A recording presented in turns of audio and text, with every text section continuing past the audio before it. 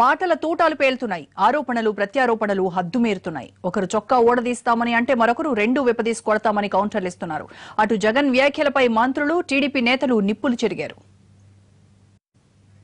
1400 కోట్ల రూపాయలు ఈరోజు పంచాయతీల అభివృద్ధి గురించి ఇండ్లకు కానీ, డ్రింకింగ్ వాటర్కి కానీ, మరి కంపెన్సేషన్ కానీ, వైడనింగ్ ఆఫ్ రోడ్స్కి కానీ ఇవన్నిటికీ కూడా ఇవ్వడం జరిగిందని కూడా చెప్పడం జరిగింది. ఆ విధంగా నియోజకవర్గం అభివృద్ధి అనేది ఆయనకి, ఎందుకంటే ఎక్కడ అభివృద్ధి అనే మాట ఆయన నోటి నుంచి రాదు. అమరావతి చూసాము, అక్కడ జరుగుతున్న అభివృద్ధిని చూసాము. ఆయన నోటి నుంచి ఒక్కసారైనా అభివృద్ధి అనే పదం రాదు. ఆయన అభివృద్ధిని ఎలా ఆటంకపరచం అనే పదం వస్తుంది. ఎప్పుడు ఎట్లా అడ్డుకోవాలనేది దాన్ని మాత్రం మాట్లాడతారు.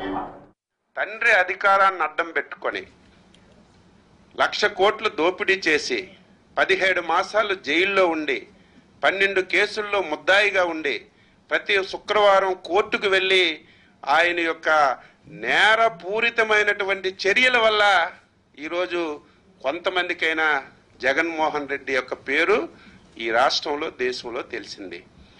చిన్నప్పటి నుంచి ఆయనకి నేర ప్రవృత్తి అలవాటైంది.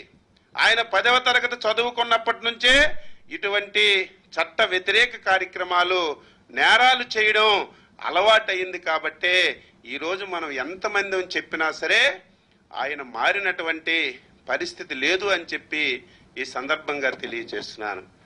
గత తండ్రి అధికారంలో ఉండేటప్పుడు నీ యొక్క ప్రవర్తన వల్ల, నీ యొక్క దాహం వల్ల, నీ యొక్క అవినీతి వల్ల ఎంతమంది అమాయకులైనటువంటి అధికారులు, అందులో శ్రీమతి శ్రీలక్ష్మి లాంటి ఒక టాపర్ కూడా నీ యొక్క అవినీతి దాహానికి బలై, నువ్వు చేసినటువంటి వ్యవహారానికి బలై ఈరోజు కూడా మనిషిగా కాలేకపోతుందంటే అది ఎవరి వల్ల అయింది?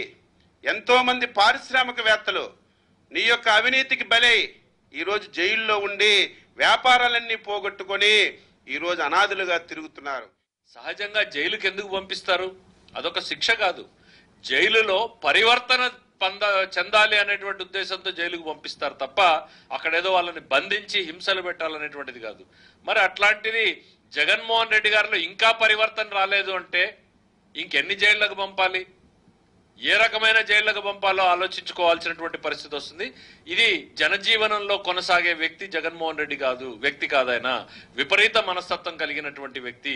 ఫ్యాక్షన్ నైజాన్ని అనుక్షణం, అనునిత్యం, అన్ని సందర్భాల్లోనూ ఉపయోగించుకోవాలనేటువంటి మనస్తత్వం కలిగించినటువంటి వ్యక్తి.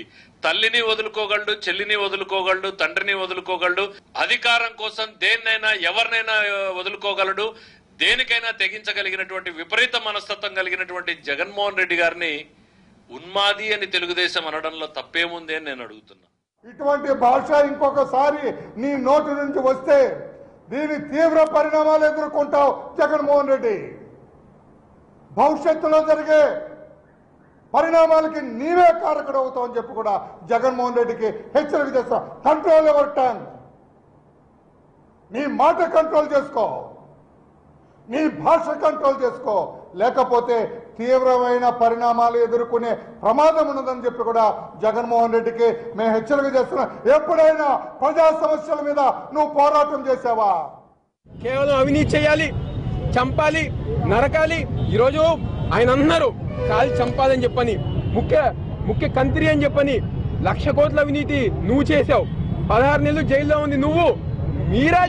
మీరా చంద్రబాబు నాయుడు గురించి మాట్లాడేది అని చెప్పి జగన్మోహన్ రెడ్డి గారు మేము ప్రశ్నిస్తున్నాం. ఈరోజు నిన్న ఆయన చేసిన వ్యాఖ్యలకి నిరసనగా ఈరోజు ఈ యొక్క బెంచ్ సర్కిల్లో దిష్టిబొమ్మ కార్యక్రమం పెట్టి అదే విధంగా ఆయన మీద పోలీస్ కేసు ఫైల్ చేయాలని చెప్పి ఈరోజు ఈ యొక్క సందర్భం మేము చెప్పదలుచుకున్నాం. రేపు చంద్రబాబు నాయుడు గారు ఆయన మీద అనిశ్చిత వ్యాఖ్యలు చేసినందుకు వెంటనే పోలీసులు జగన్మోహన్ రెడ్డి గారి మీద యాక్షన్ తీసుకుని ఆయన మీద కేసు నమోదు చేసి ఆయన వెంటనే అరెస్ట్ చేయాలని చెప్పని ఈ రోజుగా మేము డిమాండ్ చేస్తున్నాం. జగన్మోహన్ రెడ్డి చంద్రబాబు నాయుడు గారు లాంటి మహానాయకుడిని నడి రోడ్డు మీద కాల్చి చంపాలంటావా?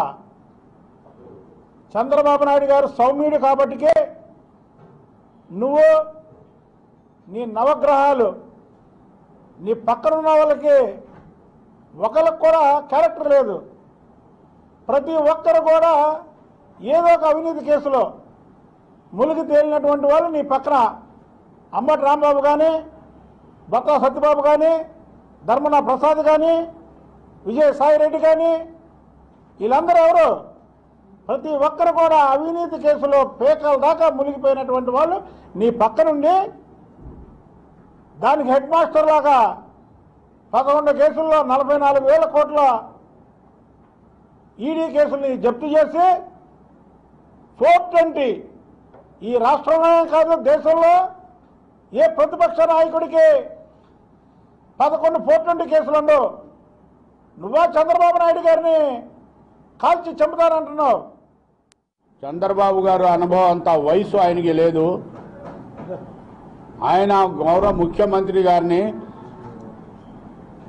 నడి రోడ్డు మీద నుంచోబెట్టి హత్య చేయాలి, రాళ్లతో కొట్టాలని చెప్తున్నాడు. ఆయన ఎంత అవగాహన ఉందో ఆయనకి తెలుసుకోండి. అధికారంలో రాకముందే ప్రవర్తన ఈ రకంగా ఉంటే అధికారంలోకి వచ్చినాక ఈ రాష్ట్ర ప్రజానీకం సుఖంగా ఉండగలుగుతారా అని ప్రజల్ని నేను అడుగుతున్నా. అరాచకాలు సృష్టిస్తారు వీళ్ళు కనుక వస్తే. వచ్చేది లేదనుకోండి, కానీ ఆయన మాటల్ని బట్టి వస్తే మటుకి అరాచకాలు తప్ప రెండోది ఉండదు. రేపు నంద్యాల ఎన్నికలు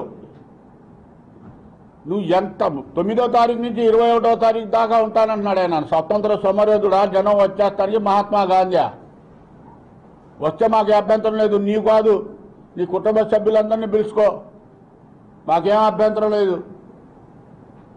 రేపు గెలవబోతుంది టీడీపీ పార్టీ. 100కి 100% గెలుస్తున్నాం మేము. ఏకంగా ఒక ఫ్రస్ట్రేషన్తో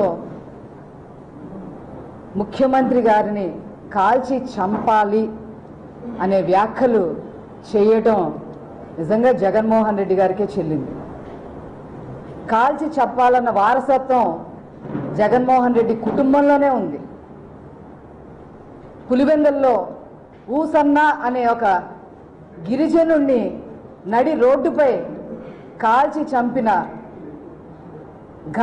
ఘన చరిత్ర జగన్మోహన్ రెడ్డి కుటుంబాన్ని.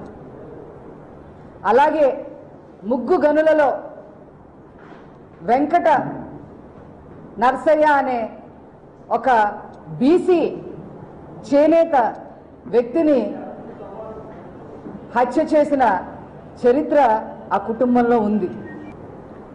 ఖచ్చితంగా జగన్మోహన్ రెడ్డి గారి మీద ఈ విషయంపై రాజద్రోహం కేసు పెట్టాలి.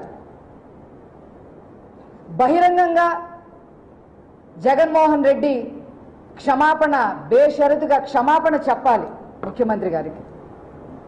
కాలకేయుల ముఠాకి మించిపోయిన ముఠ ఈ జగన్మోహన్ రెడ్డి గ్యాంగ్, జగన్మోహన్ రెడ్డి ఈ ముఠ.